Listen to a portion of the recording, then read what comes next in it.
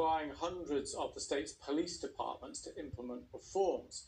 Philip Hamilton is a lawyer and legal analyst who's taken civil and criminal cases against the New York Police Department. He explained the possible impact of these reforms.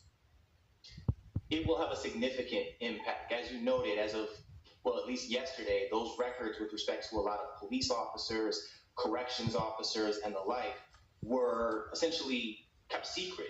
They were unable to be accessed by the public at large, by the press, by those who would otherwise want to hold the police accountable. It was very difficult to get into the records when we talk about some of the officers who had allegations of misconduct that were substantiated, allegations of excessive force that were substantiated, and some of the underlying issues that we've seen kind of, lend themselves to what happened to Mr. George Floyd.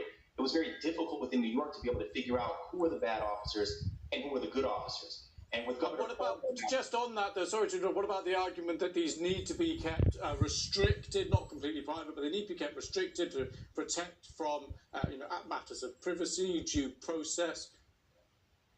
I mean, no different than a lot of the other records with respect to city government employees in the state of New York. The personal information with respect to officers will never be released with respect to their home address, their phone numbers, personal information such as that. However, with respect to disciplinary findings and issues that they've had on the job, that is separate and distinct from personal information, and that is what Governor Cuomo has now allowed the public to have access to and scrutinize, not necessarily the personal information of any individual officer.